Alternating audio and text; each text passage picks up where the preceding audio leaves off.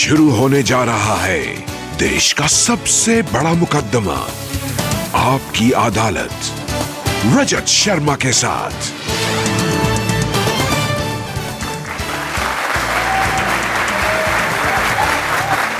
नमस्कार, आपकी अदालत में आपका स्वागत है। पिछले दिनों आप में से बहुत सारे लोगों ने मेल पर, फेसबुक पर, ट्विटर के जरिए, व्हाट्सएप के जरिए, एसएमएस के जरिए मुझे मैसेज भेजे एक ऐसे शख्स को आपकी अदालत में बुलाने के लिए जिसके बारे में कुछ लोग कहते हैं कि वो जब जबान खोलते हैं आग उगलते हैं, कुछ लोग कहते हैं हमारे दिल की बात कहते हैं। Please welcome all India MIM के प्रेसिडेंट असदुद्दीन ओवैसी।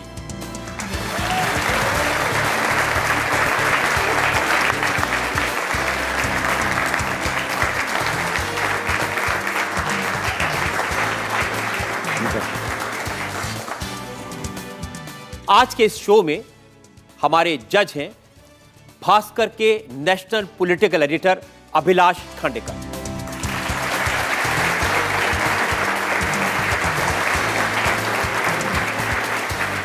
और आपकी अदालत में आज का ये इंटरेस्टिंग मुकदमा शुरू करें इससे पहले आज के जज अभिलाष खांडेकर की इजाजत चाहेंगे आज की कार्रवाई शुरू करने के लिए।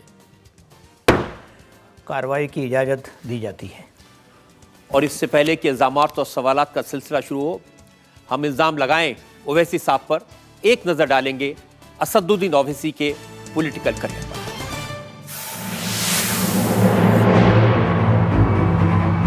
असदुद्दीन ओवैसी ऑल इंडिया मजलिस-ए-इत्तेहादुल मुसलमीन के प्रेसिडेंट हैं। असदुद्दीन ओवैसी और इनके परिवार का पुराने हैदराबाद इलाके में काफी रसूख है। ये इस इलाके से 3 बार लोकसभा का चुनाव जीत चुके हैं। असदुद्दीन ओवैसी के फादर सलाउद्दीन ओवैसी इसी कॉन्स्टिट्यूएंसी से 6 बार लगातार चुनाव जीते थे। असदुद्दीन ओवैसी पुराने हैदराबाद से 2 बार MLA भी रह चुके हैं। लंदन से लॉ ग्रेजुएट असदुद्दीन ओवैसी एक असरदार स्पीकर हैं। ये अपने बयानों की वजह से सुर्खियों में बने रहते हैं। असदुद्दीन ओवैसी माइनॉरिटीज के लिए engineering, medicine, management, physiotherapy, pharmacy, nursing और आर्किटेक्चर के 10 कॉलेज चलाते हैं। इनके 2 हॉस्पिटल भी हैं। लंदन से लॉ ग्रेजुएट असदुद्दीन ओवैसी आपकी अदालत में अपनी पैरवी खुद करेंगे। तो मुकदमा शुरू होता है। आपकी अदालत में पहला इल्जाम असदुद्दीन ओवैसी पर। आपकी अदालत में ऑल इंडिया मजलिस-ए-इत्तेहाद के प्रेसिडेंट असदुद्दीन ओवैसी पर इल्जाम है कि ये असभ्य भाषा का इस्तेमाल करते हैं। ओवैसी साहब, बहुत सारे भाषण मैंने आपके सुने, इंटरनेट पर बहुत सारे लोग आपके वीडियोस को पसंद करते हैं। आप जो भाषा बोलते हैं बहुत स्वीट, अच्छी भाषा आप बोलते हैं। जैसे 31 मई 2014 को एक बड़े आदमी के बारे में आपने कहा वो कुत्ता है, उसकी नस्ल कुत्ती, सब कुत्ते। वो जो पब्लिक मीटिंग थी हमारी, उसमें उसके उसी दिन बेंगलुरु में 6 लोगों को पकड़ा गया था, जिसमें से 2 पर गोली मारी गई थी जो हैदराबाद को आ रहे थे। और उनका टारगेट पुलिस ने बताया कि शायद वो मुझे या हमारे किसी MLA को। तो उस पस मंज़र में वो बात कही गई। मगर ये जो उसको कट एंड पेस्ट जॉब किया गया, एक ज़ेम TV कुछ वेबसाइट है पाकिस्तान का, उसी के ज़रिए मुझे मालूम हुआ। अब ये तो बताइए किसके बारे में कह रहे थे आप? नहीं सर, अब जिसके बारे में कहना था उनके बारे में उनको मालूम होगा। अब वो बात हो गई, अब उसको नया क्यों फिर उसको शुरू किया जाए? क्योंकि जिन्होंने कहा था कि टायर के नीचे को आ जाए, तो सर अब इस तरह की बातें हो जाती हैं। अच्छा, आप ऐसा करते हैं कि पब्लिक के लिए और अदालत के लिए मैं एविडेंस के तौर पर वो वीडियो सुनवा देता हूं। जरूर जरूर जरूर। और फिर पता चलेगा कि आपने क्या कहा था और कितनी मीठी भाषा का आप इस्तेमाल करते हैं। जरूर।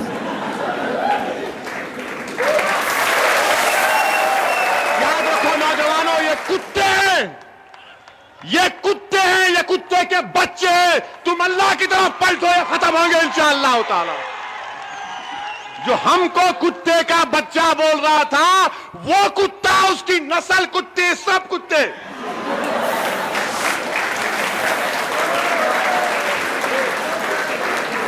वैसे साहब, हैदराबाद के लोगों को मैं जानता हूं, वो तो बड़ी डिग्निटी से, बड़े स्वीट बोलते हैं। पढ़ाई भी आपकी लंदन में हुई है, ये कहां से सीखा आपने?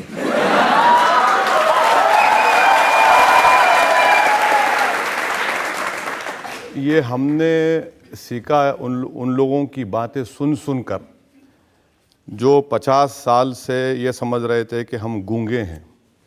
हमने उनसे सीखा जो इन्होंने कहा था कि इस धरती को समताल होना पड़ेगा, 5 दिसंबर को कहा गया था। हमने उनको देख देख कर बोलना शुरू किया जिन्होंने कहा था कि एक धक्का और दो। हमने उनको देख देख कर अपनी ज़बान खोलने में मजबूर हो गए जिन्होंने कहा था महाराष्ट्र के एक बहुत बड़े लीडर है कि मुसलमान लड्डे हैं। हमने उन लोगों को सुना जिन्होंने कहा था कि हम रिलीफ कैंप इसलिए चलाएं ताकि आपका प्रोडक्शन सेंटर बढ़े।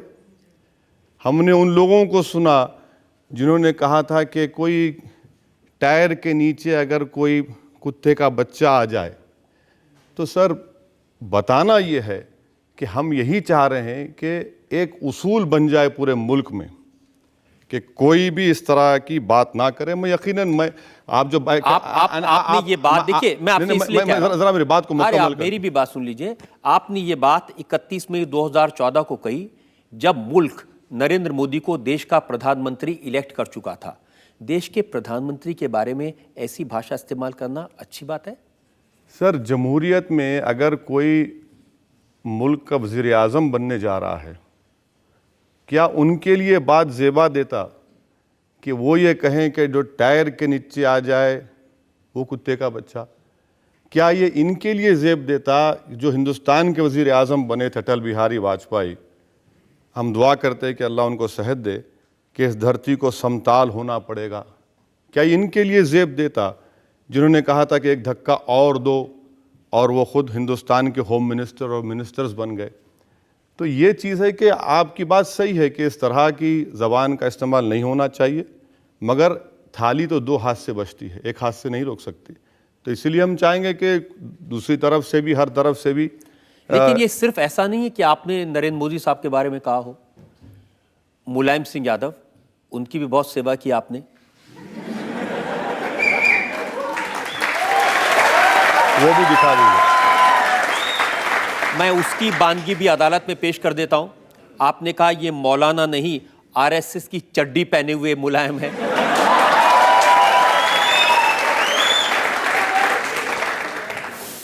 ये मुलायम सिंह ख्वाब देख रहा है, गैर जरूरी अपने आप को मौलाना मुलायम, मौलाना मुलायम। ये मौलाना नहीं है बल्कि आरएसएस की चड्डी पहना हुआ मुलायम सिंह है। इसको शिकस्त देना है आजमगढ़ की आवाम को, और आजमगढ़ की आवाम को बताना है कि आजमगढ़ शिबली की सरजमीन है। अब मुलायम सिंह यादव तो कहते हैं कि वो जिंदगी भर आरएसएस के खिलाफ लड़ते रहे हैं, वो विश्व हिंदू परिषद के खिलाफ लड़ते रहे हैं। देखिए, समाजवादी पार्टी कब बनी? बाबरी मस्जिद के शहादत के उस मलबे के ऊपर समाजवादी पार्टी बनी, और हमेशा मुलायम सिंह यादव ने यही बात कहते रहे कि मैं मौलाना हूँ, मौलाना हूँ। और लोगों ने देख लिया कि ज़्यादा मुझे दूर जाने की ज़रूरत नहीं है, मुजफ्फरनगर में क्या हुआ। और उसके बाद इलेक्शन, पार्लियामेंट इलेक्शन के बाद 600 से ज़्यादा कम्युनल राइट्स और इंसिडेंट्स हुए। अखिलेश यादव के चीफ मिनिस्टर बनने के बाद कितने वाक़यात हुए। इसके बावजूद भी जो पार्टी अपने आप का बड़ा दावा करती है कि हम मुसलमानों के बहुत बड़े हमदर्द हैं, हर एतबार से वो लोग नाकाम साबित हुए। रिजर्वेशन का वादा किया गया था 16% देंगे, वो ख़त्म हो गया। बच्चों को छोड़ने की बात की गई थी, वो मजाक बन के रह गया। और फिर मुझे आज तक ये बात समझ में नहीं आई कि विश्व हिंदू परिषद के लीडरों के साथ मुलायम सिंह यादव ने वो जो 84 कोसी यात्रा से पहले कहा कि खैर सगाली मुलाकात है। 2 घंटे की मुलाकात। कोई मुगल आजम पिक्चर देख रहे थे क्या मुलायम सिंह? 2 घंटे की मुलाकात, और उसके बाद आप देखिए सब तूफान मचता गया। तो ये असली चेहरा है मुलायम सिंह का, और इसको बेनकाब करना मैं समझता हूँ कि मेरा फ़र्ज़ है कि लोगों को बताऊँ। और आखिरी बात सर, आज़मगढ़ में मुझे 1-1.5 साल से जाने नहीं दिया जाता। मैं पार्लियामेंट में खड़े होकर अपनी बात को बोल सकता हूँ, मगर मुलायम सिंह क्योंकि वहाँ के MP हैं, परमिशन देकर हमको कैंसिल कर दिया जाता है। 4 मरतबा हो गए आजमगढ़ में। आप आग लगा देंगे आजमगढ़ में जाएंगे तो? नहीं सर, अगर मैं आग लगाता हूं, अगर मैं आग लगाता हूं या फिर मुलायम सिंह को मैं नीचे गिराता हूं, ये तो वक्त तय करेगा। अगर मैं जाकर कोई गलती करता हूं, आप मुझ पर फौरन केस बुक करिए। मैं कई मरतबा वहां के एसपी से बात किया, मैंने कहा कि अगर मैं गलत बोलूंगा, आप बोलिए कि रुक जाइए, मैं रुक जाऊंगा। मतलब हम इस मैदान में हैं, इस सियासत में हैं, आप हमको जेल को ले जाइए, केस बुक करिए, हम तैयार हैं। लेकिन आप कहते हैं कि दूसरे ऐसी भाषा बोलते हैं उससे आप सीखते हैं। क्या कभी मुलायम सिंह ने इस तरह की भाषा का इस्तेमाल किया? मुलायम सिंह यादव ने, खैर उनको बात ही करना नहीं आता सर, क्या बात करेंगे वो। अब उस पर क्या, मैं उन पर ज्यादा पर्सनल अटैक नहीं क्या करना। नरेंद्र मोदी ने कभी ऐसी भाषा का इस्तेमाल किया? सर अगर आपके पास रिकॉर्ड होगा, मैं आपको आउटलुक मैगजीन का हवाला दे रहा हूं। जब 2002 के उस बड़े प्रोग्राम और जेनोसाइड के बाद जब असेंबली के इलेक्शन हुए, तो उस वक्त के चीफ मिनिस्टर गुजरात के अपने तकरीरों में क्या क्या नहीं कहा। जेम्स लिंगडो, अहमद भाई पटेल, मियां मुशर्रफ, क्या हम ये कैंप्स चलाएंगे इसलिए कि यहां पर प्रोडक्शन सेंटर हो जाए आपका? सर आप भूल चुके होंगे, मैं तो नहीं भूला। नहीं, मैं बिल्कुल नहीं भूला और मेरे पास पूरा रिकॉर्ड है। और जब वो आपकी अदालत में आए तो हमने उनसे पूछा था और उन्होंने कहा कि मुझे माफी मत दो, अगर मैंने गलती की है तो मुझे फांसी पर लटका दो। उन्होंने कहा 125 करोड़ देशवासी मेरे भाई हैं, चाहे नोच डालो, भेदभाव नहीं करूंगा। लेकिन आप कुत्ता ऐसी भाषा का इस्तेमाल नहीं। सर भेदभाव की आप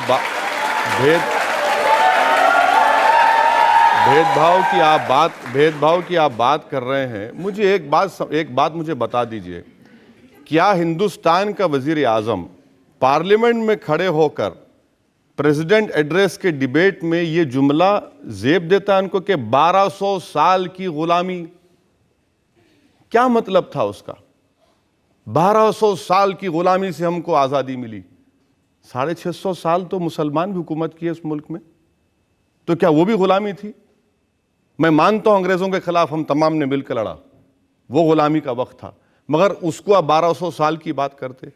दूसरी बात, 15 अगस्त को लाल खिले से वजीर आजम ने कहा कि 10 साल का मोरेटोरियम होना चाहिए कम्युनल राइट्स के। 10 साल क्यों, 100 साल चाहिए, ले लीजिए। मगर ये कैसे टास्क मास्टर हैं, वो बोलते कुछ हैं और फिर उन्हीं के एमपी योगी कुछ और बोल देते हैं। ये कैसे टास्क मास्टर हैं कि साक्षी महाराज बोलते कि पूरे मदरसे टेररिज्म के सेंटर हैं और फिर वजीर आजम की हुकूमत 200 करोड़ देती है मदरसों को। ये कैसी बात है, मुझे समझाइए आप। कि एक वजीर मनिका गांधी कहती है कि गाय को काटा जा रहा है, कैटल को काटा जा रहा है, फिर ये हुकूमत जो मशीनरी आती है उस जानवर को काटने के लिए, इंपोर्ट ड्यूटी 10 से 6% कर देती है। तो ये जो है ना सर, ये जो आपकी बात बिल्कुल नहीं, ये जो जेकिल एंड हाइड की पर्सनालिटी है, आप मेरी बात से मुत्तफिक नहीं हो सकते, मगर मैं जो आपके सामने हूं वो अंदर भी हूं और बाहर भी हूं। मगर ये बात कि भाई मैं इस दूध का धुलावा हूं, मगर मेरे साथी कर रहे हैं, मुझे मत बोलिए, मैं उसका जिम्मेदार नहीं हूं, ये कैसे हो सकता है? ये हमको बता दीजिए कि आप चीफ मिनिस्टर थे, अभी आपने कहा कि मैं भेदभाव नहीं करता हूं। अक्षरधाम का जजमेंट आया, जिस वक्त बीजेपी पावर रिजल्ट आया, सुप्रीम कोर्ट ने कहा कि इन मुसलमानों को टारगेट बनाया गया और इन्वेस्टिगेशन गलत किया गया और इनको सिर्फ नाम की बुनियाद पर 10 साल 11 साल उनके खराब हो गए। क्या ये भेदभाव नहीं है? मुझे ये बता दीजिए कि क्या ये भेदभाव नहीं है कि आज गुजरात में कोई अगर अपना घर बेचना चाहता है तो हुकूमत से परमिशन लेना पड़ेगा। आज वजीर आजम बोलते हैं मैं गंगा को साफ कर दूंगा, मगर क्या यह बात गलत है सर कि वहां पर जुहापुरा के इलाके में पूरा अहमदाबाद का जो मेडिकल हॉस्पिटल्स का जो गंदगी है, वेस्ट है, लाकर वहां पर डंप किया जाता? ये हम बातें करते हैं तो लोगों को पसंद नहीं आता। आपकी सारी बातें ठीक है। नहीं ठीक नहीं है, सही है गलत है बता दीजिए। आपको सारी बातें कहने का हक है ठीक। और बहुत सारी बातें लोग गलत करते हैं, कहने का हक है, लेकिन कुत्ता कहना, ये मुझे समझ नहीं आया। नहीं सर,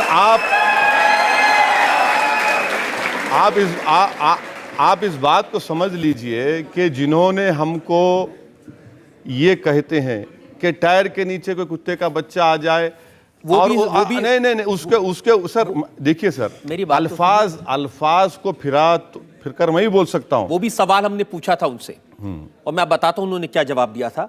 हमने उनको पूछा था कि क्या आपने मुसलमानों की तुलना पपी से की, जो शब्द उन्होंने इस्तेमाल किया था। उन्होंने कहा कि मैंने किसी को पपी नहीं कहा, मैं तो अपनी संवेदना व्यक्त कर रहा था, और मैं तो ये कहना चाहता था कोई चींटी मरती है तो भी दर्द होता है, तो ये कहना कि मैंने किसी को चींटी कह दिया, ये उनकी थिंकिंग हो सकती है। सर, इशरत जहां का एनकाउंटर की फाइल जो आईबी के ऑफिसर के प्रोसिक्यूशन के लिए गवर्नमेंट ऑफ इंडिया में रुकी हुई है, दे दीजिए सैंक्शन दे दीजिए ना, कौन रोक रहा है आपको? कम से कम वो पहुंच जाएगा। आज जो लोग ये कहते हैं कि मैं इंसाफ कर रहा हूं, कि क्या मुझे एक बात बता दीजिए, क्या ज़किया जाफरी के आंख में डालकर कोई कह सकता है कि हां तुमसे इंसाफ होगा? बता दीजिए। सोहराबुद्दीन, ये तो सारे मामले अदालतों के सामने है ना। सर ये भी तो अदालत है। यहां पर आपने मुझे कटहरे में लाकर बिठा दिया तो मुझे अपना डिफेंड तो करना पड़ेगा। सोहराबुद्दीन के भाई को, सोहराबुद्दीन का भाई आज इंसाफ के लिए लड़ रहा है। आज जितने लोग एनकाउंटर किए गुजरात में, वो पूरे सर्विस में आ गए। सर क्या ये भेदभाव नहीं है? किसी के भाई को आप पुलिस वाले के ऊपर इल्जाम लगा रहे हैं, वो जेल में रहता है, निकलता है, आप उसको सर्विस में ला लेते हैं, तो क्या मैसेज दे रहे हैं आप? आपको बिल्कुल हक है ये सब कहने का, लेकिन मैं बात दूसरी कह रहा हूं। सिर्फ नरेंद्र मोदी नहीं, उनसे आपकी शिकायतें हो सकती है। कोई उनसे मिलने जाए तो आप उसे हरामी कहते हैं। अच्छा, मैं आपको वो भी सुनवा देता हूं, आपको भी याद आ जाएगा किसको आपने मैं कहा जानता हूं, था। फिल्म स्टार के बारे में बात कर रहे हैं, मशहूर फिल्म स्टार हैं, और आपने कहा था इनको कौन पसंद आता है? वो हरामी नाचने गाने वाला एक्टर, वो पतंग फहरा रहा है, याद रख तेरी जिंदगी की डोर अल्लाह काटेगा, तू जाएगा कब्रिस्तान। वो हरामी जो नाचने गाने वाला एक्टर जो पतंग पिला रहा है, याद रख तेरी जिंदगी की डोर अल्लाह काटेगा, तू जाएगा कब्रिस्तान में, तो तुझे मालूम होगा कि कौन हीरो था, कौन हीरो नहीं है। नाम सलमान रखने से कोई सलमान नहीं हो जाता, सलमान रखती भी है। अब बताइए, जो एक्टर जिसको पूरे हिंदुस्तान की जनता मोहब्बत करती है, वो सिर्फ नरेंद्र मोदी से मिलने चले गए, तो आपने इतने सारे प्यारे प्यारे जुमले उनके लिए गए। सर देखिए, जब ये मिलने गए, आपके लिए प्यारे हो सकते, मेरे लिए प्यारे नहीं है सर। मेरे लिए ये लोग हीरो नहीं हो सकते। नहीं, मैं बता रहा हूं, नहीं, मेरे लिए ये लोग हीरो नहीं हो सकते। मेरे लिए हीरो वो लोग हैं जिन्होंने इस मुल्क को आज़ाद कराने के लिए अपनी जानों को कुर्बान किया और इस मुल्क के लिए अपना खून पसीना बहाया। ये लोग मेरे लिए हीरो नहीं है। ये पैसे लेकर हीरोगिरी करना अलग बात है। ये लोग जाकर क्या कहा मौसूफ ने कहा कि मेरी बहन अपने आप को सेफ महसूस करती है। ये उनका, आप वो बता नहीं रहे हैं। मैं पूरा बता नहीं, वो जब किस पस मंजर में वहां पर कहा कि मेरी बहन बिल्कुल सेफ है वहां पर। हम ये पूछना चाहते कि कोई फिल्म स्टार अगर पॉलिटिक्स में आएगा और पॉलिटिशियंस की तायीद करेगा, तो वो अपने आप को नहीं समझ सकते कि नहीं मैं होली का हूं, मुझे कुछ मत बोलो, मैं तो एक्टर हूं। अगर आप आकर किसी पॉलिटिशियन की तायीद कर रहे हैं तो फिर वो ओपन होते हैं। और अगर ये कहना, वो तो अपनी फिल्म का टैक्स माफ करवाने के लिए चीफ मिनिस्टर के पास गए थे, और वो सब चीफ मिनिस्टर से मिले थे। अगर वो फिल्म का टैक्स माफ करवाने के लिए गए, कितने चीफ मिनिस्टरों से मिले? सब चीफ मिनिस्टर से मिले थे। नहीं सर, हमारे आंध्रा को आए, ना कई रियासतों को नहीं गए। अच्छा, वो फिल्म फ्लॉप हुई, सुना मैं। फ्लॉप कैसे हो गई सर?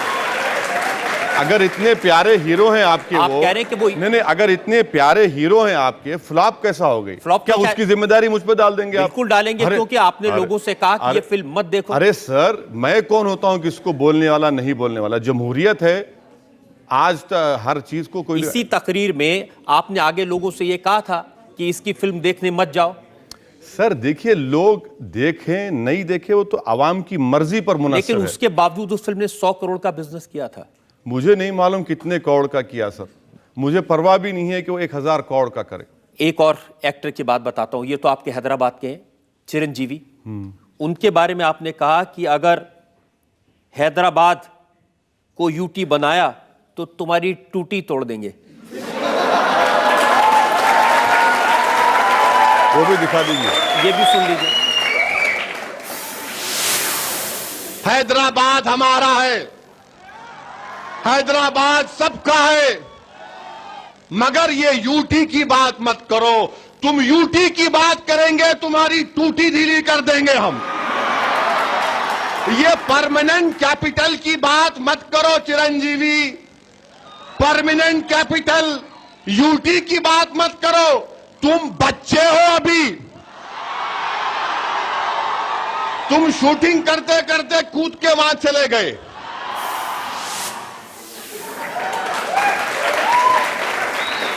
इतने बड़े फिल्म स्टार हैं वो, इतनी फॉलोइंग है उनकी, सेंट्रल गवर्नमेंट में मिनिस्टर थे जिस वक्त आपने ये कहा, अच्छी बात है। देखिए, हैदराबाद के ताल्लुक से चिरंजीवी का जो मौक़िफ़ था, जिंदगी हैदराबाद में गुजारी, प्रॉपर्टीज़ हैदराबाद में खरीदी और नेक काम भी किए। वो ब्लड बैंक भी चलाते, थोड़ा बहुत काम भी करते, मगर बात ये कह रहे कि नहीं हैदराबाद को यूनियन टेरिटरी बना दो। मैं उनसे पार्लियामेंट में एक नहीं 4 मरतबा मिलके बोला कि देखिए, हैदराबाद का तेलंगाना से जोग्राफिकल कंटिग्यूटी है, आंध्रा से नहीं है, ये मत करिए। तो उल्टा मुझे समझाने लगे, नहीं नहीं नहीं, आप हैदराबाद ले लीजिए, आप वहाँ पर असेंबली बना देंगे, आप पावर में आ जाएंगे। मतलब भैया ये हमको इससे शौक नहीं है। जोग्राफिकल कंटिग्यूटी जो है वो हैदराबाद की तेलंगाना से और हिस्टोरिकली जोग्राफिकल एरिया है।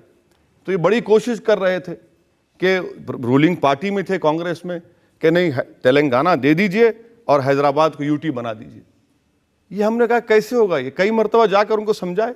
तो आप टूटी तोड़ देंगे? टूटी तोड़े नहीं ना सर, टूटी नहीं तोड़े सर, कहाँ तोड़ेंगे, हम तोड़ने वाले नहीं है सर, हम तो मजलूम लोग हैं।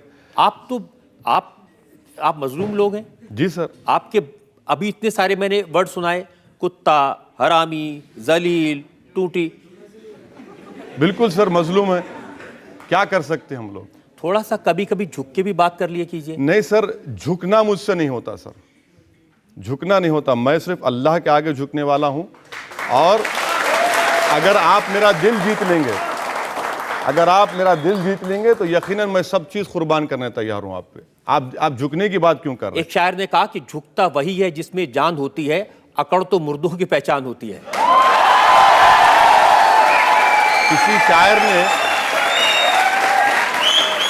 किसी शायर ने यह भी कहा, जरा नम हो तो बड़ी जरखेज है जमीन साखी। तो नम होने की जरूरत है। आप नम होइए, आप नम होइए, आप इनकिसारी का मुजाहरा करिए।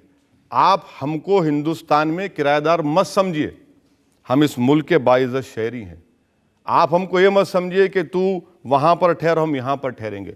ये मिजाज नहीं चलने वाला है, ये मिजाज नहीं चलने वाला। इस मुल्क का मिजाज तो ये है कि वो शायर कहता है कि मुल्क की बात नहीं कर रहा हूं मैं। मेरा झगड़ा मुल्क से नहीं है, मेरा झगड़ा रजत शर्मा से हो सकता है, मेरा झगड़ा नरेंद्र मोदी से हो सकता है। क्यों झगड़ा होगा? नहीं, मिसाल के तौर पर अभी की बात कर रहे हैं, क्योंकि आपने मुझे कटहरे में खड़ा कर दिया और आप प्रोसिक्यूटर हैं, तो जाहिर है आप और हम बहस कर रहे हैं।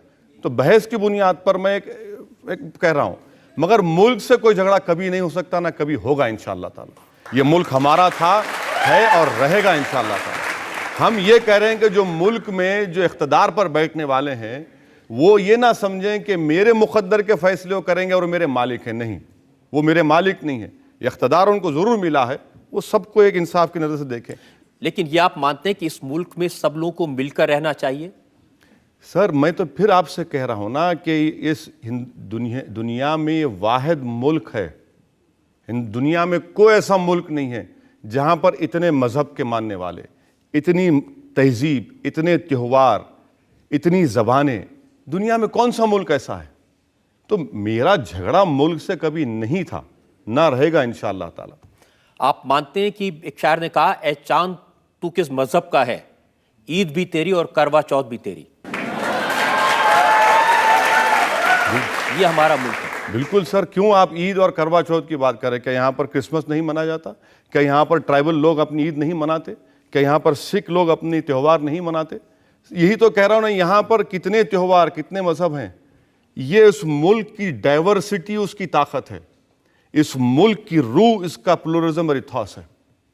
और अगर कोई इस प्लुरलिज्म इथॉस को खत्म करने की बात करेगा तो आप बताइए फिर क्या होगा इस मुल्क का? आप क्या करेंगे अगर कोई इस तरह के इथॉस की को खत्म करने की बात करेगा, उसके साथ आप क्या करेंगे?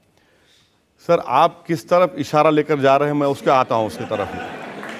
तो मैं मैं आपको बता, मैं आपके सवाल का मैं प्रीजज जवाब दे देता हूं। मैं जरा एक ब्रेक मुझे लेना है, वक्त हो गया।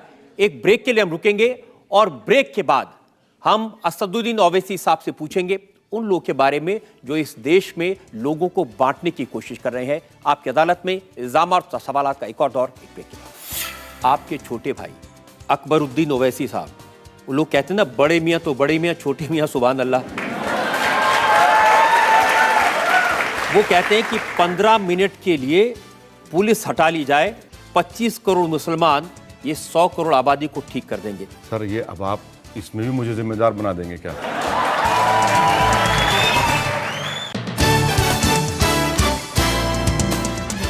Welcome back. आपकी अदालत में आज मुकदमा चला रहे हैं असदुद्दीन ओवैसी पर। आपकी अदालत में अगला इल्जाम। आपकी अदालत में ऑल इंडिया मजलिस इत्तेहाद के प्रेसिडेंट असदुद्दीन ओवैसी पर इल्जाम है कि ये लोगों की भावनाओं को भड़काने वालों का साथ देते हैं। आप कह रहे थे कि आप उन लोगों के खिलाफ हैं जो मुल्क को बांटते हैं, सारे लोग इकट्ठे रहना चाहिए।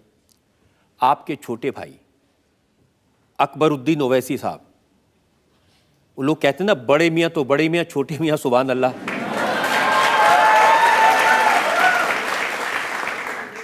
वो कहते हैं कि 15 मिनट के लिए पुलिस हटा ली जाए, 25 करोड़ मुसलमान ये 100 करोड़ आबादी को ठीक कर देंगे। सुनवाऊं वो भी एविडेंस आप? नहीं, वो तो आप सुनवाई दीजिए, देख लेंगे। हाँ, अच्छा लगेगा आपको? सुनिए।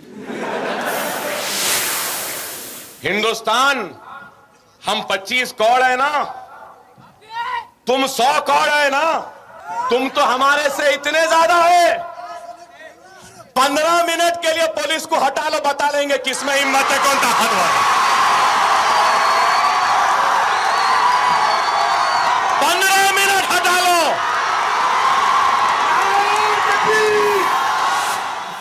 22 दिसंबर आदिलाबाद की स्पीच है, ये देश को जोड़ने की बात है। अब क्या करेंगे इनके बारे में आप?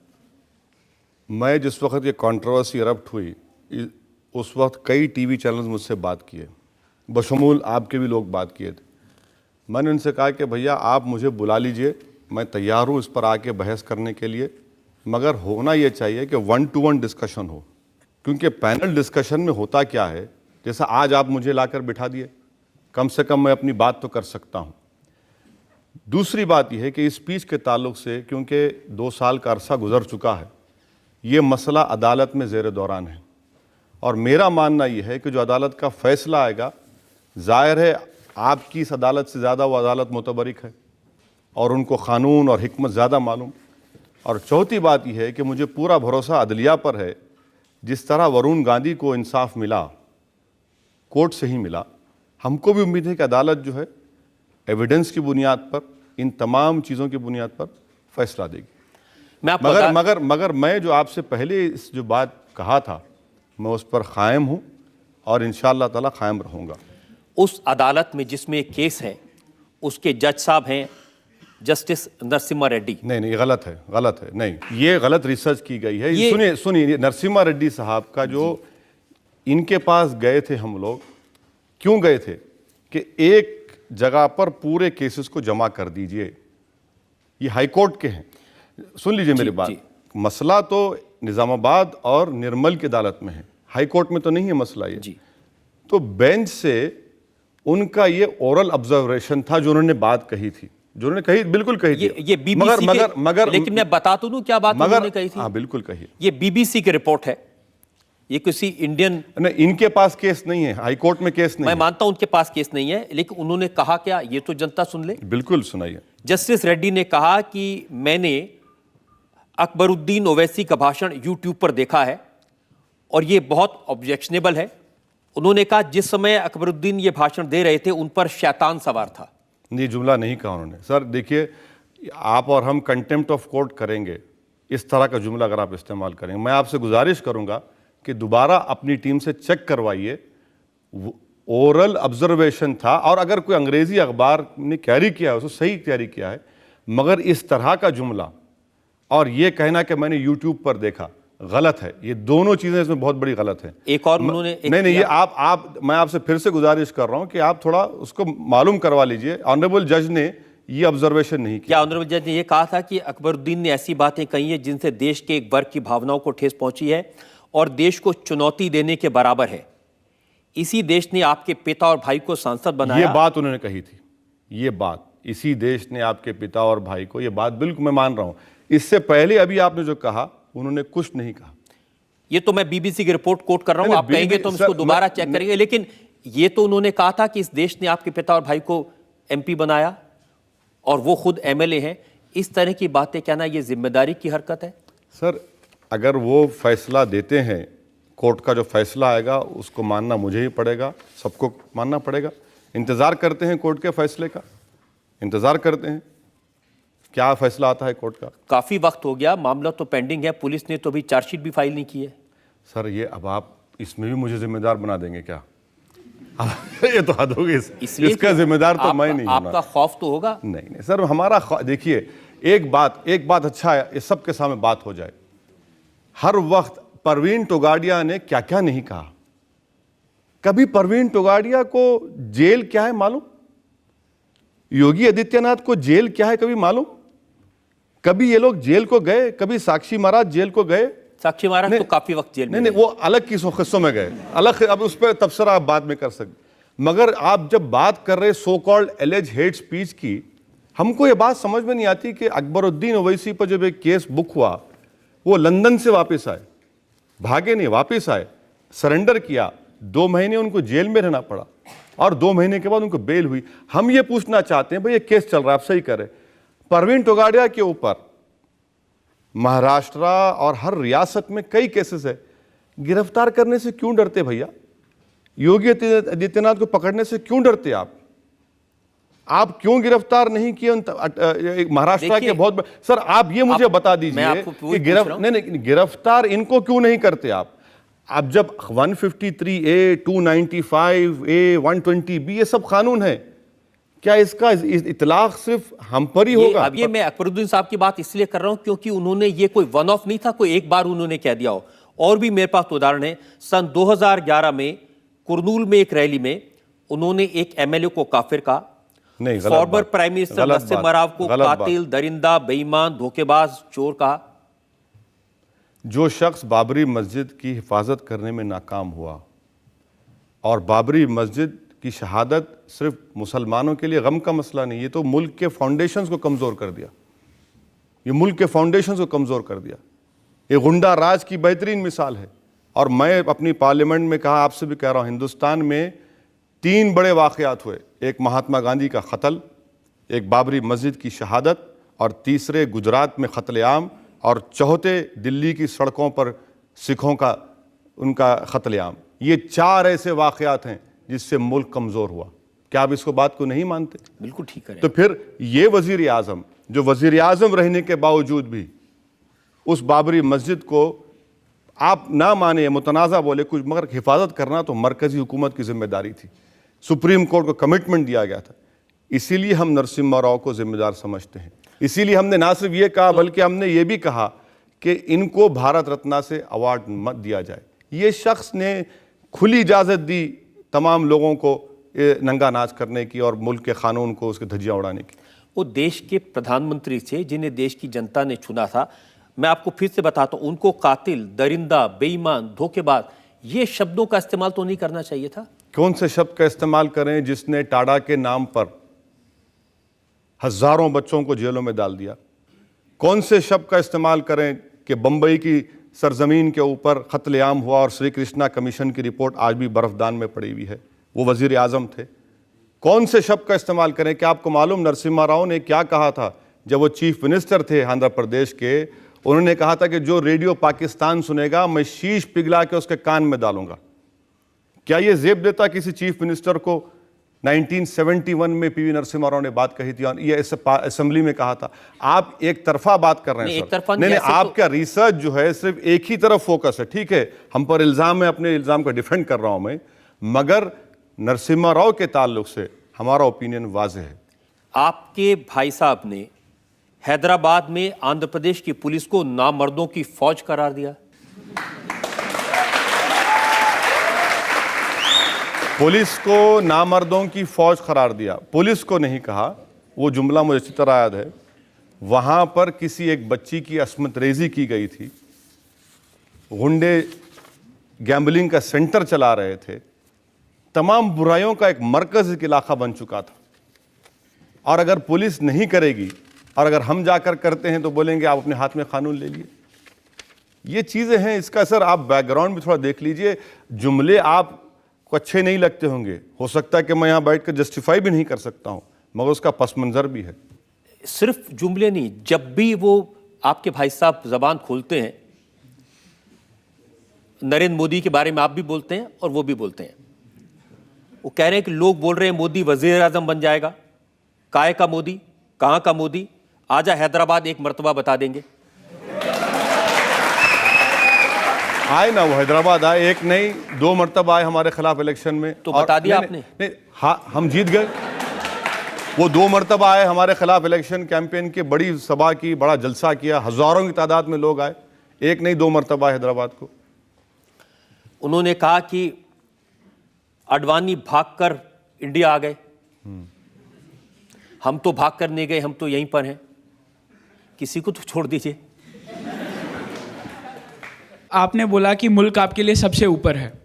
फिर जब आपके भाई ने वो बयान दिया था कि 15 मिनट में पुलिस हटा दो तो हम हिंदुओं को दिखा देंगे कौन ज़्यादा पावरफुल है, आपको नहीं लगता बड़े होने के नाते आपको वहाँ कुछ बोलना चाहिए था या आपको उन्हें समझाना चाहिए था? मैं इसीलिए तो आपसे अर्ज कर रहा हूँ, वहाँ पे अगर कोई सांप्रदायिक हिंसा हुई होती सर, मेरे तो उसके लिए कौन रिस्पॉन्सिबल होता? मेरे भाई, इसीलिए तो मैं आपसे कह रहा हूँ कि कोर्ट का जो फैसला आएगा, इंतज़ार करिए। कोर्ट को कानून आपसे और मुझसे ज़्यादा मालूम। आप इस बात को तो मानते हैं ना? Yes sir. कोर्ट के फैसले का इंतजार करिए। वो कोर्ट की बात नहीं कह रहे, बड़े भाई होने के नाते कान खींचना चाहिए था, ऐसा क्यों बोल रहे हो? सर, मैं तो आपसे कह रहा हूं ना कि मेरी नज़र में इंसाफ का जो पैमाना है वो अदालत करेगी फैसला। या तो उन्होंने कहा वो सही था या नहीं था आपकी नजर में? अब अगर रजत शर्मा मुझे उस वक्त बुला लेते, मगर आप बुलाए नहीं हमको। आप कटहरे में आप बुला रहे हैं 2 साल के बाद। अब जनता ने कहा कि बुलाओ भाई, बहुत हो गया। अरे जनता ने उस वक्त भी कहा था आपको, जनता ने उस वक्त भी कहा था आपको। आप लोग तो वन साइड स्टोरी चला दिए पूरा। मगर जो कोर्ट का फैसला होगा उसका इंतजार करिए। कोर्ट का फैसला ठीक है, लेकिन जो वो पूछ रहे, मैं उनकी बात का जवाब चाहता हूं। उन्होंने कहा बड़े भाई के होने के नाते, ज्यादा समझदार होने के नाते। अच्छा, मैं शुक्रिया सर आपका। आप मुझे समझदार कह रहे हैं।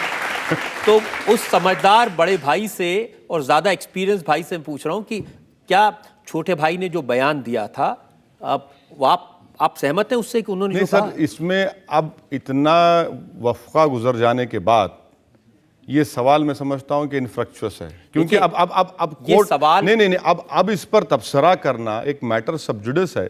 अदालत फैसला करेगी, इंतजार करिए ना सर। मैं तो भाई का दिल क्या कहता है ये पूछना चाहता हूं। भाई का दिल क्या कहता है वो घर की बात मैं अवाम में क्यों करूंगा? आपके घर में भी आपके भाई हैं, क्या आप बताते लोगों को? मैं बताता, अगर मेरा भाई ऐसा करता कान खींचता। नहीं, आप खींचते होंगे, लगता होगा। मगर आपके भाई नहीं है ना पॉलिटिक्स में, आपके भाई तो नहीं है पॉलिटिक्स में। नहीं, वो चाहे पॉलिटिक्स में होते चाहे किसी भी प्रोफेशन में होते। मगर जो भी कोर्ट का फैसला होगा वो कोर्ट तय करेगी इंशाल्लाह। और मेरा छोटा भाई, क्या बड़ा भाई भी ऐसे कहता तो भी कान खींचता होगा सर। अच्छा है सर, क्योंकि मुल्क के खिलाफ कोई बात कहे, मुल्क को चैलेंज करे, इसको किसी को माफ नहीं करना। कोई माफ नहीं कर सकता ना, चाहे वो बाबरी मस्जिद की शहादत हो, चाहे महात्मा गांधी का कत्ल हो, गुजरात में मासूम लोगों का कत्लेआम हो, या दिल्ली की रोडों पर सिखों का कत्लेआम हो। बिल्कुल माफ मत करिए, बिल्कुल माफ नहीं कर। लेकिन अगर कोई ये कहे कि 15 मिनट के लिए पुलिस हटा लो, अब ये जो चीज है ये कोर्ट फैसला करेगी। जिस तरह से आप प्रोसिक्यूट कर रहे हैं, मुझे लगता है कि गवर्नमेंट को आपको वहां पर लॉयर बनाकर भिजाना चाहिए। आप अच्छा आर्ग्यू करेंगे वहां पर, बहुत अच्छा करेंगे। नहीं बिल्कुल। तो मैं तो कह रहा हूं आपको आना चाहिए। अगर कोई मेरे मुल्क पर हमला करेगा, लोगों को बांटेगा, तो मैं बहुत अच्छा कोई आदमी बनूंगा। मुल्क पे हमला नहीं है, कोई मुल्क को बांटने की बात हरगिज कोई नहीं कर सकता, ना हम उसको मानेंगे। मसला कोर्ट में है, कोर्ट फैसला करेगी, उसका इंतजार करिए। चलिए जनता से पूछ लेते हैं जो लोग इस बारे में कुछ कहना है। आप यहाँ थर्ड रो में। जैसे आप कह रहे हैं नरेंद्र मोदी जी के बारे में कि वो कातिल हैं, वो दरिंदा हैं, इससे ज़्यादा भी आपने कुछ कहा है, मैं कह नहीं सकती उनके बारे में। मैं पूछना चाहती हूँ कि कश्मीर में अभी जो हमने पिछले दिनों देखा, तो मोदी जी ने वहाँ सेना लगा दी, 2100 करोड़ रुपया लगा दिया और तमाम इंतज़ाम कर दिए कि वहाँ के लोगों को बचाया जाए। तो आपने वहाँ पे क्या किया? आपने कितने करोड़ भेजे, या फिर कितने दिन आपने वहाँ पे लगाए, या फिर आपने उन लोगों की क्या मदद की जो हमारे मुस्लिम भाई बहन हैं? जवाब दो।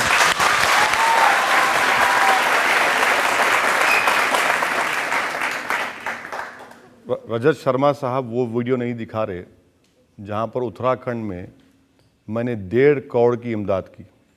उत्तराखंड में हमारे लोग डॉक्टर्स की टीम गए, मेडिसिन लेकर गए, दवाएं सामान लेकर गए। सब दिखाने की जिम्मेदारी मेरी है, आपकी भी कुछ है? कठेरे में तो आया हूं ना, कठेरे में तो इन्होंने आपसे पूछा है। मैं जवाब दे रहा हूं। सर मैं जवाब दे रहा हूं ना। मैं आप मुझे मुकम्मल करने इतनी बेसब्री मत करिए सर। आप मुझसे उम्र में बड़े हैं, थोड़ा सब्र करिए। तो उत्तराखंड में हमने ऐसा किया। दूसरी बात यह है कि कश्मीर के लिए मैंने 50 लाख के वाटर प्यूरिफायर्स का ऑर्डर किया है। स्पेशल वाटर प्यूरिफायर्स होते हैं, क्योंकि अगर आप वो नॉर्मल वाटर प्यूरिफायर्स लगाएंगे तो उसमें कंजाल आता है और पानी साफ नहीं आता। 50 लाख के हमने वाटर प्यूरिफायर्स दे रहे हैं और 50 लाख के इंशाल्लाह दवाएं लेकर हम भिजाएंगे। तीसरी बात जो आपने वज़ीर आज़म ने किया, अच्छा किया वज़ीर आज़म ने, बहुत अच्छा किया। वो मुल्क के वज़ीर आज़म हैं और कश्मीर हमारे मुल्क का अटूट हिस्सा है और कश्मीरी हिंदुस्तान के शहरी हैं और उनकी बराबर हमको मदद करनी चाहिए। बल्कि कश्मीर को अच्छी तरीके से अब तो रेस्क्यू रिलीफ के बाद रिहेबिलिटेशन होना चाहिए और अच्छा कि हम उसकी तारीफ करते हैं, उसमें कौन सी बुरी बात। चलिए आपकी तारीफ करनी चाहिए, कम से कम किसी बात में तो आपको नरेंद्र मोदी की तारीफ की आपने? नहीं, तारीफ नहीं की सर, तारीफ नहीं, अभी तो नहीं, तारीफ नहीं की। तो ये उनकी ड्यूटी है। आज वो वजीर आजम है, हमने उनकी मुखालिफत की, और इंडिया के प्राइम मिनिस्टर हैं, उससे कोई इनकार नहीं कर सकता। और इंडिया के प्राइम मिनिस्टर जब हैं तो पूरे मुल्क के शहरी उनके लिए बराबर होने चाहिए। अच्छा किया उन्होंने कश्मीर में किया, और भी करने की जरूरत है। ये तारीफ नहीं है? तारीफ नहीं है। आप इसको तारीफ देखते हैं तो मैं कुछ नहीं कर सकता। अभी एक खबर आई थी कि भारत में हैदराबाद में से 15 स्टूडेंट्स ISIS में भर्ती होने के लिए यहाँ से उन्होंने कोशिश की थी और वो पकड़े गए थे। तो वो भी हैदराबाद में हुआ था। और ISIS क्यों ज्वाइन करना चाहते हैं और आपका इसके बारे में क्या कहना है?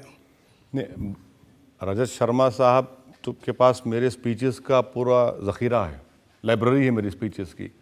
मगर रजत शर्मा साहब के पास मेरे 4 स्पीचेस मिसिंग हैं जो मैंने रमज़ान में जलसे में किए थे मक्का मस्जिद में, जहाँ पर मैंने ओपनली कंडेम किया ISIS को, जहाँ पर मैंने उनसे मुतालबा किया कि हमारे जो हिंदुस्तानी उनके पास होस्टेज हैं उनको फ़ौरन रिहा किया जाए, जहाँ पर मैंने कहा कि वो लोग जो हरकत कर रहे हैं वो इससे इस्लाम का कोई ताल्लुक़ नहीं है।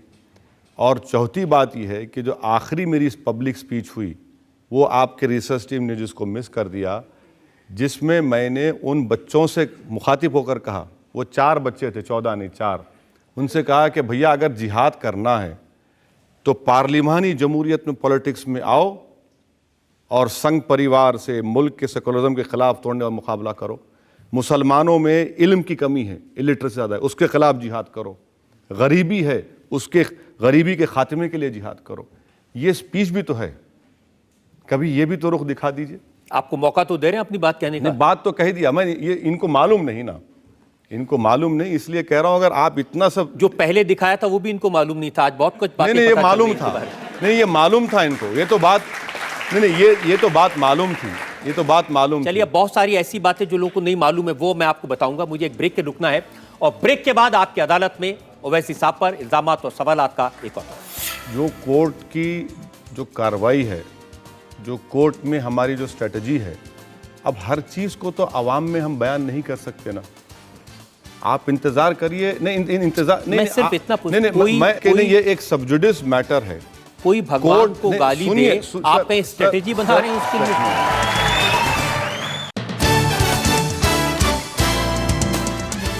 Welcome back. आपकी अदालत में आज हमारे मेहमान हैं असदुद्दीन ओवैसी। आपकी अदालत में अगला एग्जाम।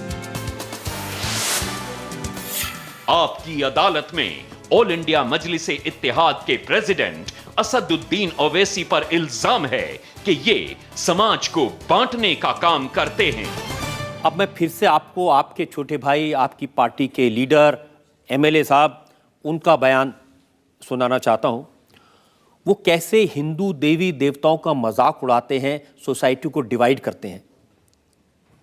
भगवान राम का मजाक उड़ाया, उनकी मां कौशल्या का मजाक उड़ाया, कैसे आग लगाते हैं वो जरा देखिए आप। हरियाणा कौशल्यापुरम के लोग बोलते हैं कि कौशल्या वहां की थी। कौन कौशल्या? राम की मां, दशरथ की बीवी। और वहां के लोग बोलते कि कौशल्या हिंदू तहजीब के हिसाब से मैके को आई थी हरियाणा को कौशल्यापुरम में, और राम वहां पैदा हुए। तीन पुजारियां बोल रहे हैं अयोध्या में, यहां। अरे अडवाणी, वाजपेयी, उमा भारती, मोदी, बता आखिर राम की मां कहां गई, किधर जन्म दी?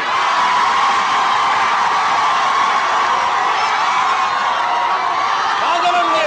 हमारे असदुद्दीन ओवैसी। आप सपोर्ट करते हैं इसे? मैं कितने मर्तबा इस प्रोग्राम में कह चुका हूं, आप उसी स्पीच का हवाला दे रहे हैं।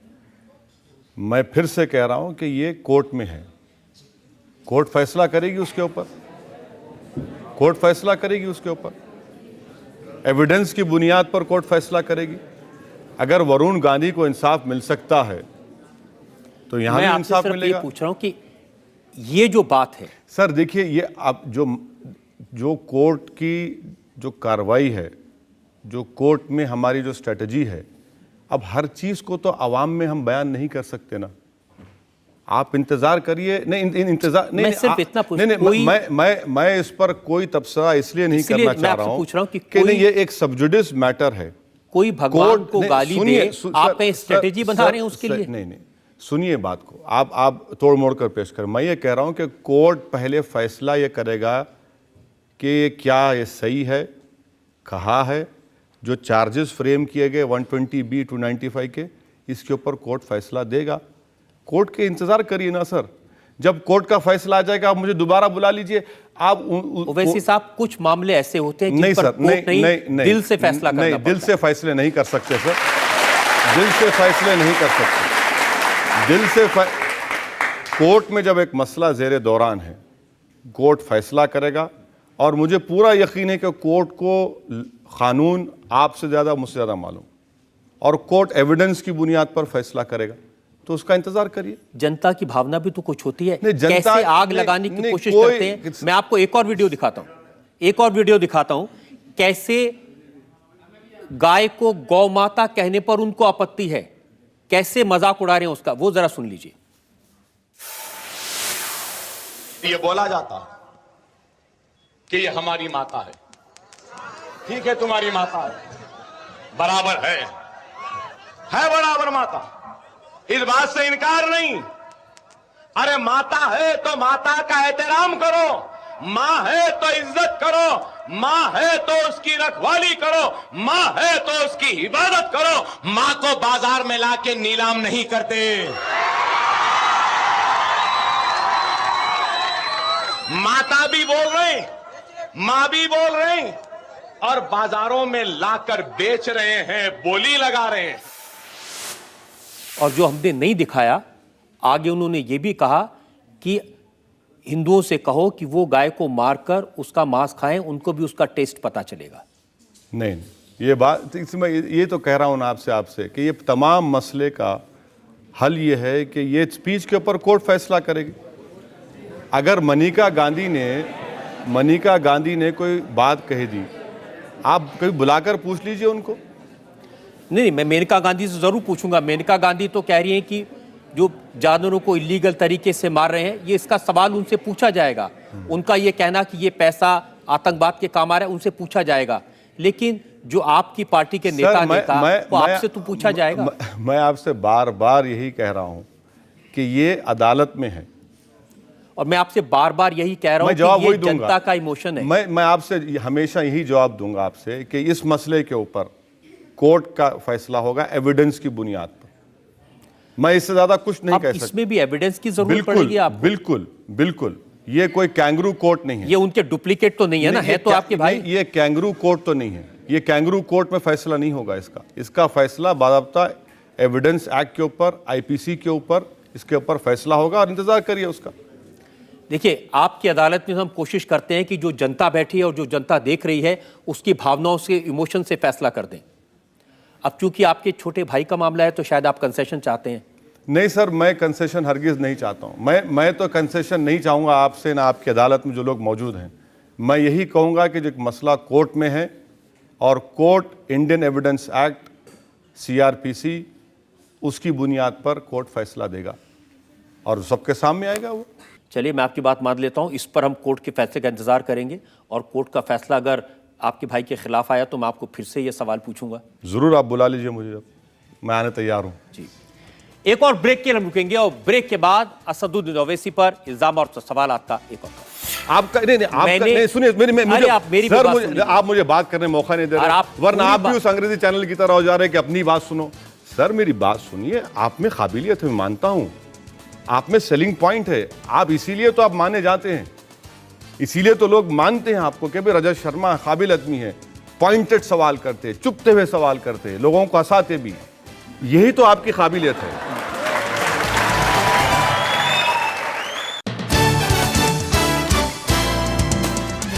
Welcome back.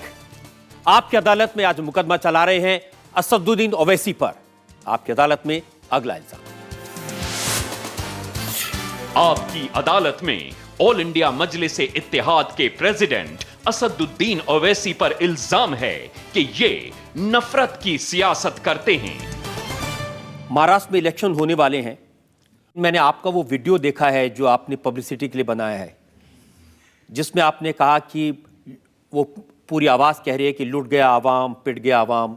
ये गाना चलता है। मैंने नहीं बनाया, हमारे पार्टी की तरफ से उसमें लिखा है कि MIM का वीडियो। नहीं, हम हरगिज कोई वीडियो नहीं बनाए।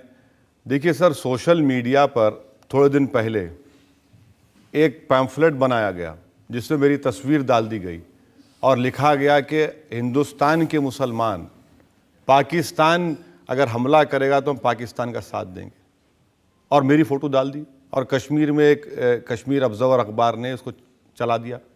मैं कोर्ट में गया, उनके ख़िलाफ़, सामना अखबार के ख़िलाफ़, और एक न्यूज़ पोर्टल है, कोर्ट से उनको चला गया है, उनको आना पड़ेगा हैदराबाद। क्रिमिनल डिफेमेशन मैंने फाइल किया है। मैंने वो पढ़ा, उन्होंने तो माफ़ी मांग ली है। नहीं, माफ़ी मांगने से तो नहीं होता ना सर।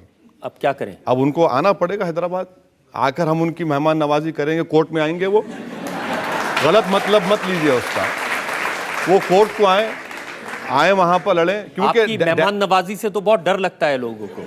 नहीं सर, मैं उनको बिरयानी तो नहीं खिला सकता ना हलीम खिला सकता हूं, मगर कोर्ट में तो हम पूछेंगे, कोर्ट में तो हम केस डाले हैं। लेकिन जो वीडियो मैंने देखा उसमें तो आप दिखते हैं और आप कह रहे हैं कि अब हम रोने वाले नहीं हैं, अब हम रुलाने वाले हैं, अब हम कांग्रेस को रुलाएंगे, अब हम एनसीपी को रुलाएंगे। हाँ सर, जरूरी है वहां पर, इसलिए जरूरी है रुलाना इनको वहां पर कितने साल से कांग्रेस की और राष्ट्रवादी कांग्रेस की हुकूमत है, 13% माइनॉरिटीज़ है, और जो बजट दिया जाता है 400 करोड़ रुपये। आंध्र प्रदेश, यूनाइटेड आंध्रा में 9% आबादी मुस्लिम्स की और बजट है 1050 करोड़ रुपये। वहाँ पर 10 साल में एक भी मुस्लिम MP जीत कर नहीं आता। आबादी 13% है, 280 की करीब असेंबली है।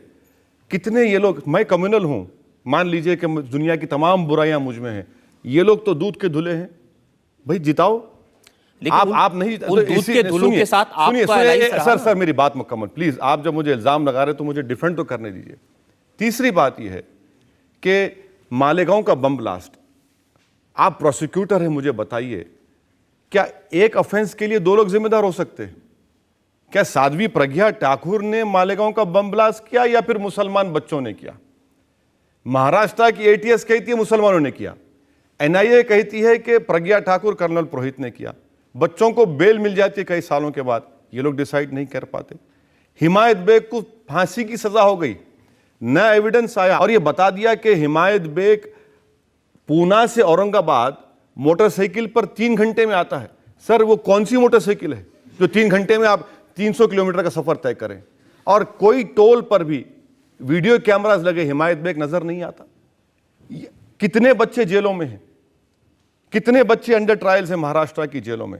इसका जवाब तो इनको देना पड़ेगा ना सर। लेकिन आपने बहुत साल कांग्रेस का फायदा उठाया, नहीं, अब आप उन पर सवाल उठा रहे हैं। नहीं सर, देखिए जमहूरियत में फायदा नुकसान की बात मत करिए। अगर मैं ये कहूं रजत शर्मा ने किसी और टीवी चैनल में काम किया, फायदा उठाया, तो सही होगा बात ये। आज रजत शर्मा की इनफरादी काबिलियत है, आपकी काबिलियत है, आपका नहीं आपका नहीं। सुनिए सर, आप मुझे बात करने मौका नहीं दे रहे, वरना आप भी उस अंग्रेजी चैनल की तरह हो जा रहे हैं कि अपनी बात सुनो। सर मेरी बात सुनिए, आप में काबिलियत है, मैं मानता हूं, आप में सेलिंग पॉइंट है, आप इसीलिए तो आप माने जाते हैं, इसीलिए तो लोग मानते हैं आपको कि भाई रजत शर्मा काबिल आदमी है, पॉइंटेड सवाल करते, चुपते हुए सवाल करते, लोगों को हंसाते भी, यही तो आपकी काबिलियत है। तो इसको इल्जाम आप मुझ पे नहीं, आप मुझ पे इल्जाम तो नहीं लगा सकते। आप मुझे इल्जाम तो फायदा उठाए। सर फायदा क्या उठाया हमने? कौन सा मैंने मिनिस्ट्री का मुतालबा किया? मैं कौन सा? सर मैं आपको बात बता रहा हूं कि मेरी फकीरी में शाही है। मैं कोई चीज का, मैं ये कह रहा हूं कि भाई आप जिस लोगों का दावा करते, मैं मुसलमानों का लीडर नहीं हूं सर।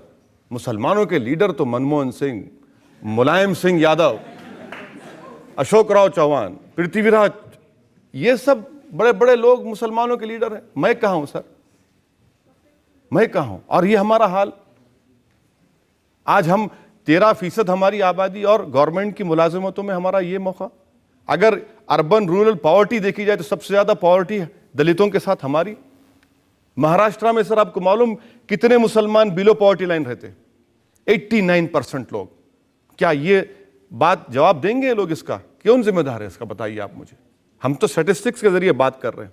जिस तरह आपने पूरी तकारीर को निकाल कर दिखाया, मैं भी डेटा बता रहा हूं आपको। तो ये काम महाराष्ट्र में क्या, और कांग्रेस से क्या फायदा सर?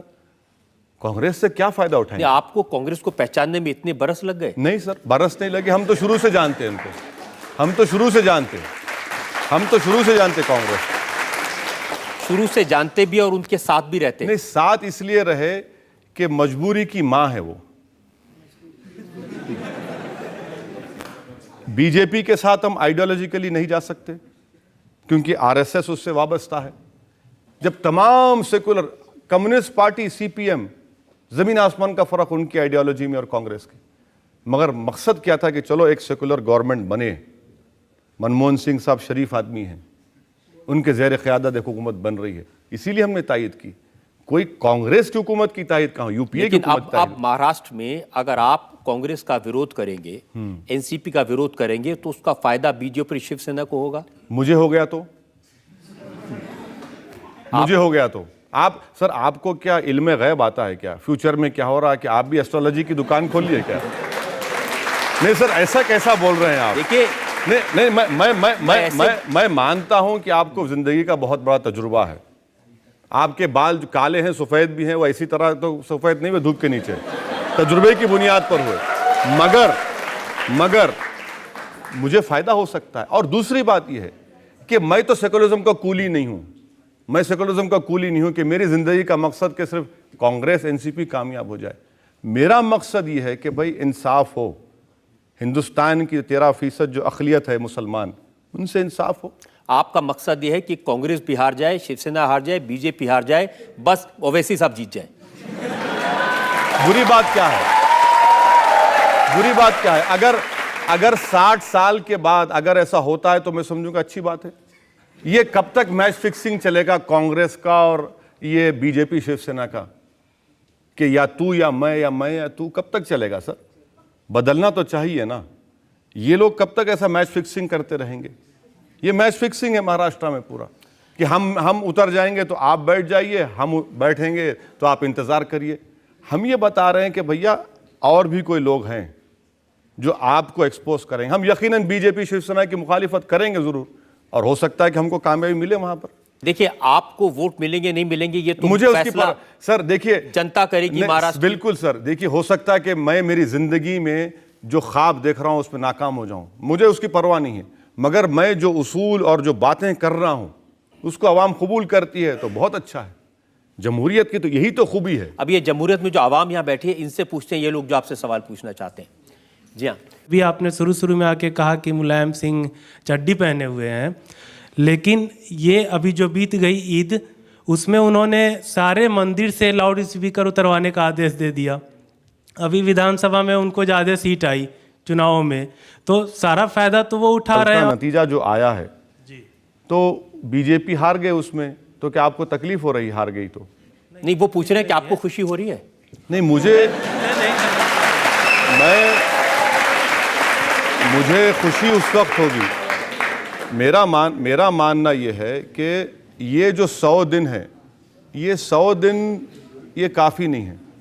अभी इंतज़ार करिए, 9 महीने कम से कम किसी हुकूमत को दीजिए, मालूम होगा कि वो क्या करना चाह रहे हैं। मगर ये 100 दिन में जिस तरीक़े से किताबों में तब्दीली, जिस तरीक़े से कहा गया कि नहीं भाई वो बत्रा साहब ने क्या क्या कह दिया, अगर मैं कहूँगा तो आप बोलेंगे ये भी हेट स्पीच है। बत्रा साहब ने जो कह दिया अपनी किताबों में वो लिखा। फिर उसके बाद मोहन भगवत का बयान कि ये हिंदू राष्ट्र है, गोवा के डिप्टी चीफ मिनिस्टर का बयान, फिर पूना में जो बच्चे को मारा गया, प्राइम मिनिस्टर की खामोशी इस पर, फिर ये तमाम बातें जो हो रही हैं, ये तो थोड़ा आपको लगता नहीं है कि बोल रहे कर रहे हैं, हो रहा एक है? बिल्कुल बोलना चाहिए, ज़रूर कहना चाहिए। तो वो ये देखिए, इसीलिए आपको मौका दिया, आप अपनी बात। नहीं, मैं तो अपनी बात रखा हूँ। चलिए जनता से पूछ लेते हैं जो लोग इस बारे में कुछ कहना। मैं सिर्फ ये जानना चाहती हूँ कि अच्छा ठीक है, आप मानते हैं कि सारे मुसलमान ये पाकिस्तानी नहीं सोच रखते हैं, लेकिन हर आतंकवाद मुसलमान ही क्यों होते हैं?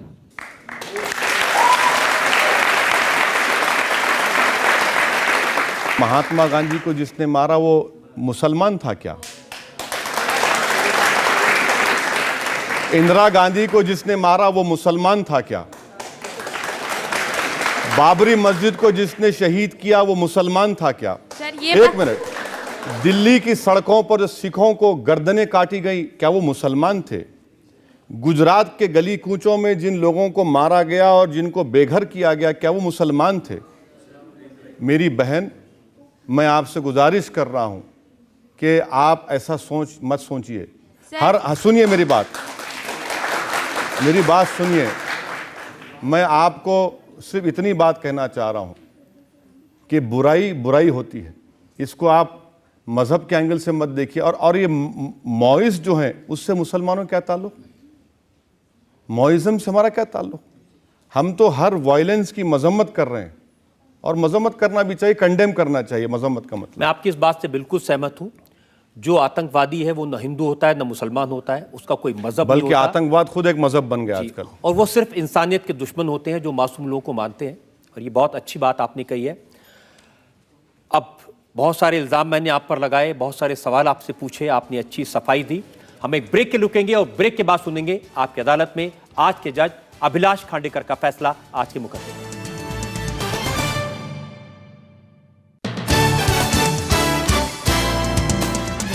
Welcome back.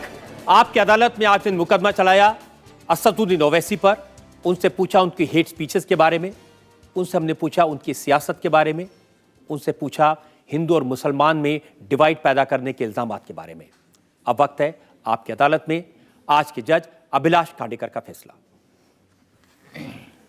आज के फैसले में मैं ओवैसी साहब की प्रशंसा में कुछ शब्द ज़रूर कहूँगा, और वो लफ्ज़ ये हैं कि वे बहुत होशियार हैं। लंदन से वकालत सीख के आए हैं, लंदन से वकालत सीख के आए हैं, लेकिन भड़काऊ भाषण देने में वो बाज नहीं आते हैं। भारत में हिंदू मुसलमानों में लड़ाई दरार पैदा करने की लगातार कोशिश करते रहते हैं। भारत की संसद के वे सदस्य हैं, लेकिन अपनी भाषा को वे काफ़ी बार असंसदीय भाषा की ओर ले जाते हैं, जिससे कई बार समाज में टेंशन पैदा करते हैं। तो ओवैसी साहब ने 4 बड़े महत्वपूर्ण मुद्दे कहे पिछले कुछ सालों के, उन्होंने कहा कि गांधी की हत्या, बाबरी मस्जिद, गुजरात के दंगे, सिखों का कत्लेआम, ये बहुत ही महत्वपूर्ण लेकिन न आलोचना करने योग्य घटनाएं हैं। लेकिन होशियार ओवैसी साहब ने बम्बई के बम विस्फोट और संसद के हमले के बारे में कुछ नहीं कहा। इससे पता लगता है कि वे किस तरीके की राजनीति करना चाहते हैं। मैं आज अपने जजमेंट में उनको ये बताना चाहता हूँ कि ऐसी भाषा का भविष्य में प्रयोग न करें और सख्त हिदायत के साथ उन्हें बाइज्जत बरी किया जाता है। लेकिन वे ध्यान रखें कि भारत के संविधान में सर्वधर्म समभाव है और यहाँ की नागरिकता भारतीय है और उसी की इज्जत करना हमारा कर्तव्य है। वही ओवैसी साहब का भी कर्तव्य होना चाहिए।